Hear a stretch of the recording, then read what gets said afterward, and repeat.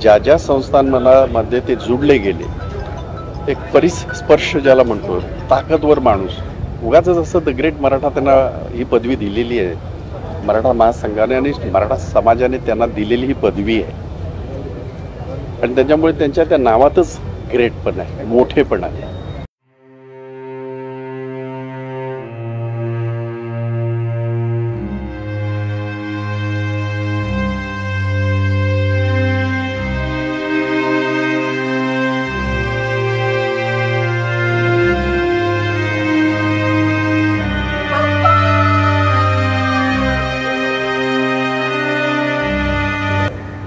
आमच्या मित्रांनी सांगितलेलं आहे 27 तारखेला 4 ते 7 शिवाजी मंदिर दादर या ठिकाणी आपण शोकसभा आयोजित केलेली आहे.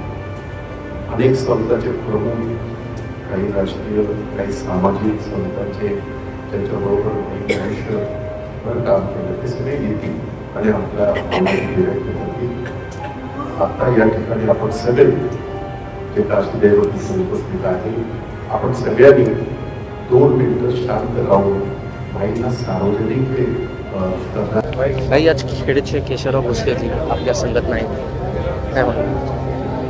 केशवराव भोसलेंचा जन्म हा खोपीमध्ये झाला, पण ते खेडपुरते मर्यादित नाही राहिले.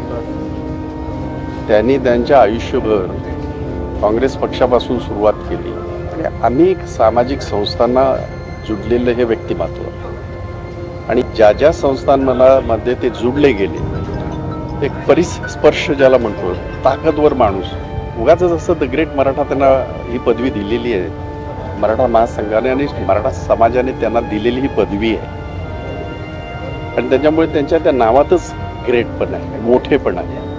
म्हणून त्यांनी सामाजिक संस्था असतील, राजकीय असतील, ज्या ज्या ठिकाणी केशवराव भोसले उभे राहिले त्यांना ताकद त्यांनी दिली.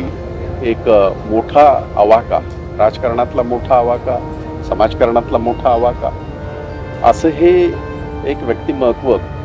जरी वयाची 82-84 वर्षे जरी झाली असली तरी काही असे व्यक्ती असतात किंवा काही माणसं अशी असतात की 100व्या वर्षी गेलं ना तरी समाजाचं नुकसान होतं. आणि भाईंच्या जाण्याने, केशवराव भोसलेंच्या जाण्याने मराठा समाजाचं तर नुकसान झालेलं आहेच, त्याबरोबर राजकीय पटलावर हे सगळं जे आहे त्यांचं सुद्धा ते नुकसान आहे.